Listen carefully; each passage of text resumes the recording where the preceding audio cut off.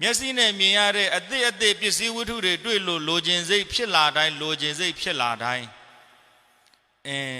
ကိလေသာအနုယောဂါတော့ရားလာပြန်ပြီကိလေသာအနုယောဂါတော့ရားလာပြန်ပြီဝယ်ပေးလိုက်မလားမိခင်ယုံမှာပဲဘယ်တော့မှရက်သွားတယ်ဆိုတာမရှိပါဘူးခဏနေကြနောက်တစ်မျိုးထပ်တောင်းတနေအောင်မှာပဲမဖြစ်ဘူး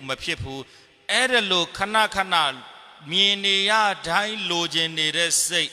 ကြားနေရတိုင်းနားထောင်ခြင်းနေတဲ့စိတ်အနံ့ရလာတိုင်းသုံးဆွဲခြင်းစားတောက်ခြင်းတဲ့စိတ်အရသာတစ်မျိုးမျိုးပေါ်မှာတွေ့တာဆွဲလန်းပြီးတော့စားလာခြင်းတဲ့စိတ်အဲ့ဓာတွေဖြစ်လာတိုင်း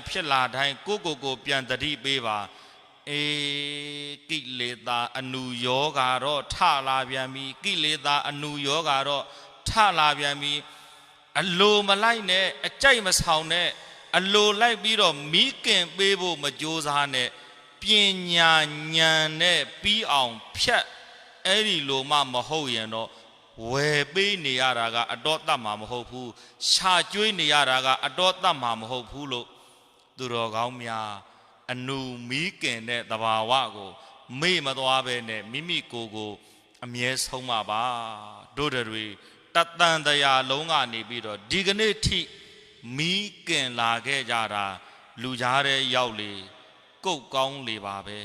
ရှက်ရကောင်းမှမသိကြောက်ရကောင်းမှမသိဟိုဟာကြိုက်တယ်ဒီဟာကြိုက်တယ်ဟိုဟာလိုချင်တယ်ဒီဟာစားချင်တယ်အမျိုးသောလောဘဒေါသအမျိုးသောတောင့်တတဏှာရာဂတွေနဲ့အပူလောင်နေကြရတဲ့ဘဝဟာဒီမြဆိုရင်တော်သိမီတဲ့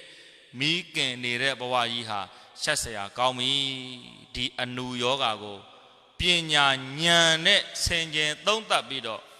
ဝိပဿနာဆိုတဲ့ဆေးနဲ့အပြီးအပိုင်အဲ့ဒီအနုယောဂါကိုကင်းပြတ်အောင်ကုသရမယ်ဆိုတဲ့အသိဉာဏ်မျိုးအလုံးသောသူတော်ကောင်းတွေရဲ့နှလုံးသားမှာအဲ့ဒီအသိဉာဏ်တိုးပြီးတော့